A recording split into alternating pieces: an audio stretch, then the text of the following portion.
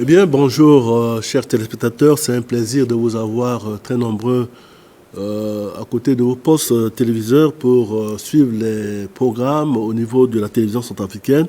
Aujourd'hui, nous allons parler d'une thématique qui n'est pas euh, assez régulière dans nos jargons ici.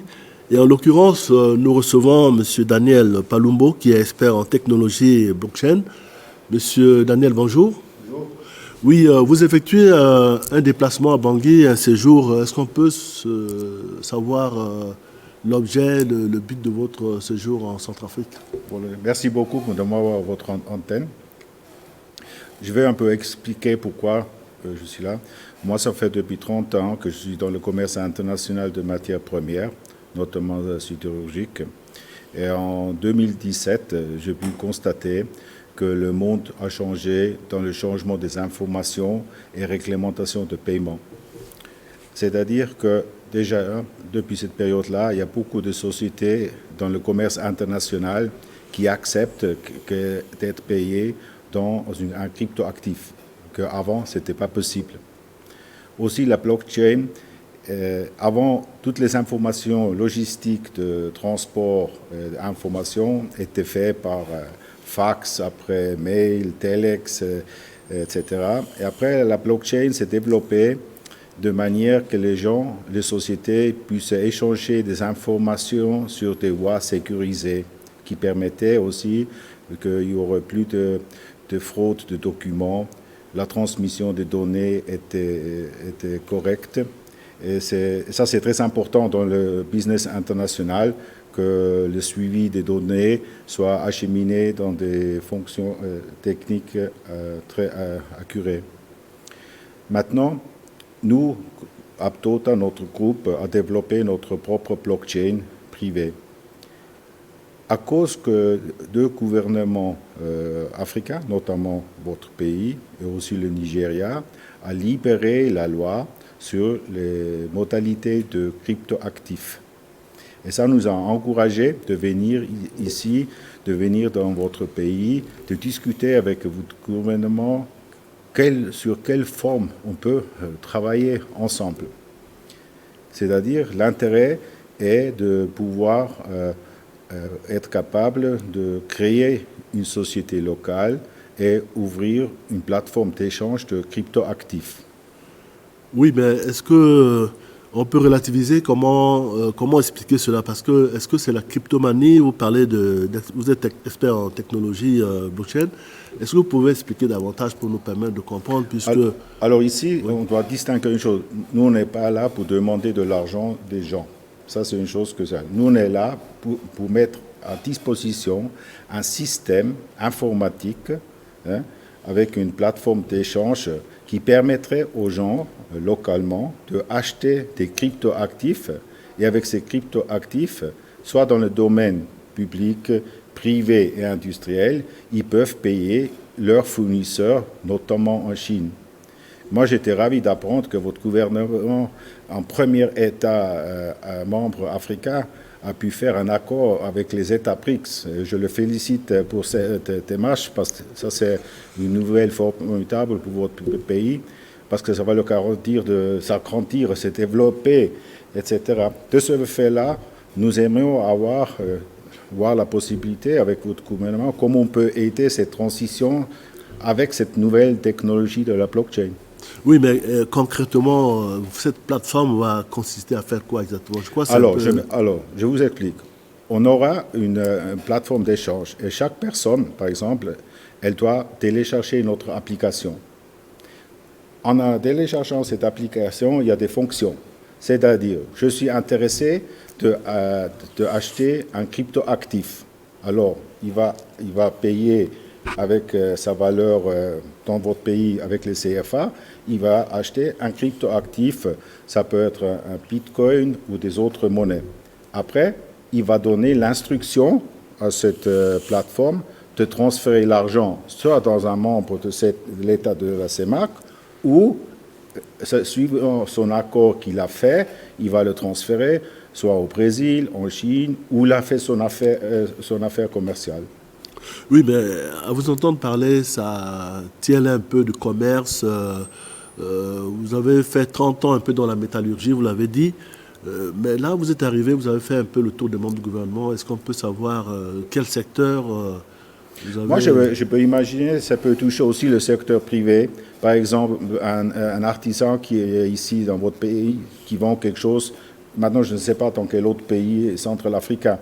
Ça veut dire que ça permet aussi l'échange commercial et la facilité de transfert des fonds, par exemple aussi de ce pays ici au Nigeria ou dans un autre pays ou outre-mer. Ça peut être artisanal, ça peut être industriel, ça peut être aussi pour des sociétés qui appartiennent au gouvernement. Mais je veux dire, est-ce que vous avez fait le tour des membres du gouvernement, lesquels vous avez reçu, par exemple, à échanger sur ce projet-là? Alors, nous avons eu la rencontre avec le ministère des petites et moyennes entreprises et aussi avec le système, avec le département ministériel numérique. Et je viens d'apprendre aussi avec intérêt que votre pays a eu la colocation d'avoir la fibre optique. Fibre optique, oui. Et ça vous amène aussi là avec un élan vraiment très potentiel. Parce qu'avec la fibre optique, les transmissions des données, etc., sont très vite et ça permet d'être à l'avant-garde dans la technologie dans le Centrafrique. Oui, mais est-ce qu'on peut se faire une idée de quand est-ce que cette plateforme va être opérationnelle? Quand est-ce que vous pouvez vous installer? Voilà. Alors moi, la question va être comme ça, par exemple, notre plateforme, on va avoir des échanges avec les départements ministériels et surtout avec les techniciens. Parce que j'aimerais vous expliquer aussi un peu les aspects légaux et la sécurisation pour nos futurs clients. Par exemple, nous sommes, comme nous allons faire cette plateforme d'échange, on est obligé de suivre les lois en vigueur en ce qui concerne le blanchissement d'argent. Numéro 2, aussi, on doit être en vigueur avec les questions numériques parce qu'on va avoir des détails des personnes qui vont être sur notre application. C'est-à-dire, on doit discuter aussi ça avec votre gouvernement. Et aussi, il y a la question il y a plusieurs procédés de know your client. Ça veut dire, tu connais ton client. Ça veut dire, on doit s'assurer que le client qui va utiliser notre plateforme est de bonne foi, qui peut être accepté. Oui, Monsieur Daniel, je parle avec insistance puisque la crypto-monnaie a fait une tache d'huile ici et beaucoup, ceux qui ont adhéré à cela se sont plaints et ça pose problème encore. Donc, vous voyez, c'est juste à ce sujet qu'on aimerait que vous soyez explicite pour assurer vos futurs partenaires justement à pouvoir s'engager ou à pouvoir adhérer à cette plateforme. Malheureusement, on doit dire que la crypto-monnaie a attrait les voyous et les scammers partout dans le monde. Beaucoup de gens ont été liésés, pas seulement dans dans les pays de l'Afrique, mais aussi en Europe, aux États-Unis. Et je pense que dans le sud-est Pacifique, partout, c'est arrivé, ça. Comme je disais tout à l'heure, comme nous avons notre plateforme, c'est-à-dire vous avez votre wallet et la personne contrôle ses assets lui-même. Oui. Moi, par exemple, je dis aux personnes, il y a beaucoup de personnes qui aiment spéculer avec le Bitcoin parce que beaucoup de gens disent que le Bitcoin va arriver à un certain niveau et beaucoup de gens prennent ça comme un rêve que peut-être demain j'arrive à ce niveau. Moi, je vais dire aux gens que quand même, il faut être attentif de ce qu'on fait. Il faut être prudent. Il faut lire les informations et suivre un peu les marchés.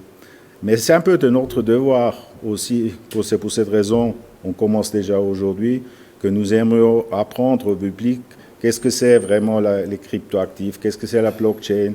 Et c'est de notre ressort d'informer les gens qui sont susceptibles d'être intéressés. Ça va commencer avec les différents départements techniques. Moi, j'ai demandé que dès qu'on a les accords préalablement faits, qu'on va faire des séances techniques où les techniciens de votre gouvernement peuvent poser les questions. Et nous, en parallèle, on va donner des forums, soit sur YouTube ou des webinars, On peut même faire des conférences dans un hôtel qu'on invite les gens qui sont susceptibles de s'intéresser. Et ça va créer, moi je pense, ça va créer une dynamique explosive dans le peuple et retrouver un peu la confiance dans ce domaine. Oui, bon, je crois que cette entrevue ne fait que annoncer cette plateforme et ça tient également d'informations, de sensibilisation du public. Alors, je ne sais pas si vous avez un mot de fin à dire et quand est-ce que vous comptez exactement moi, je pense que sur 2 mois, on peut finaliser les accords avec les différents ministères, établissements de la société, échanges techniques, mise en place. Moi, je dois attendre que la fibre optique soit installée. Oui. Et après, je dois envoyer une délégation technique ici à Bangui pour faire l'échange avec les techniciens du gouvernement, pour les former en fait aussi, ce que nous faisons. Parce qu'il faut aussi voir, parce que quand nous faisons ces plateformes d'échange en ligne, nous, on doit avoir une application qui est facile aussi pour les personnes qui les utilisent. Ça ne doit pas être quelque chose de compliqué. On doit avoir aussi un service de 24 heures à disposition qui les informe en tant qu'il y a un problème. Eh bien, pour ceux qui nous ont pris en marche, c'était là donc une entrevue avec M. Daniel Palumbo, qui est expert en technologie blockchain. De passage à Bangui, il a fait le tour des membres du gouvernement pour expliquer un peu le bien fondé de cette plateforme d'échange. Là, il a dit officiellement sur ce plateau. Et l'aspect sécurisation des clients, il a soulevé. Et je crois que c'est en cela que nous l'avons reçu sur ce plateau pour s'en expliquer. Je ne sais pas, un dernier mot pour que nous puissions... Moi, je vous remercie beaucoup que vous donnez la possibilité à notre groupe Aptota de présenter notre exposé et que nous sommes là. S'il y a des gens qui ont des questions particulières dans le public, ils peuvent nous poser et moi, je veux vous répondre. C'est-à-dire, on peut faire ça aussi. Je suis ravi d'être ouvert à des questions particulières qu'on peut y avoir. Et encore merci beaucoup que le gouvernement donne la possibilité à Aptota de nous installer ici. En tout cas, merci et nous remercions également nos téléspectateurs. Et je crois certainement le moment venu, il y aura des gens qui seront intéressés par cette plateforme et que si vous avez une structure tampon ici à Bangui, certainement que ça pourra donner la possibilité à ces gens-là de pouvoir adhérer, sinon peut-être souscrire à cette plateforme. En tout cas, merci M. Palumbo d'être venu. Merci beaucoup. Merci.